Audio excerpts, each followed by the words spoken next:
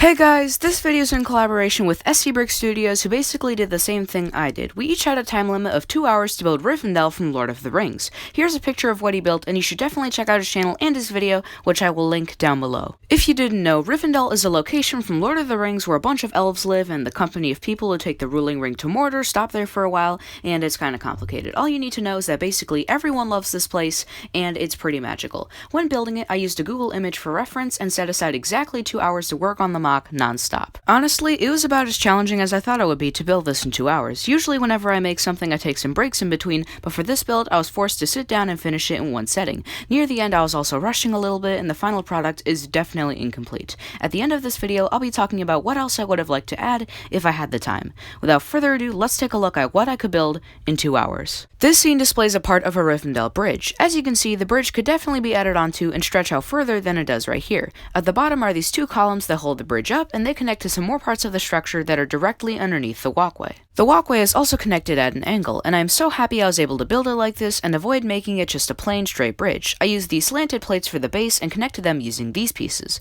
On the top are also some light gray rods that make up the roof, and this part is definitely unfinished. I really wish I had gotten some more time just to add a little bit more shelter. And finally, the ground below the bridge is made in freeform, and I honestly love the shape of it. I connected the bridge to the ground using these spinny pieces. I don't know what they're called. The main color I used for the terrain is dark green with some hints of sand green, and I included a small pond in the middle just to add some interest. And that was the build. Now I'm going to talk about what I would have changed or like to add if I had more time. First of all, the roof, as I mentioned earlier, is really incomplete. I would have added some more rods to the top to fill in the gaps and, in general, clean up these large openings. The middle section of the walkway is also pretty messy. Additionally, I would have liked to completely touch up on the terrain. Because I built this part last, I kinda had to rush it, and it really shows. I would have added some smoother edges, included some trees and grass, maybe expanded the pond, maybe added some new colors and sections of grass, and generally improved the bottom section. However, apart from these nitpicks, I'm pretty happy with the build. It goes to show that even with limited time, you can make some pretty cool stuff out of LEGO. I might even try this challenge again sometime.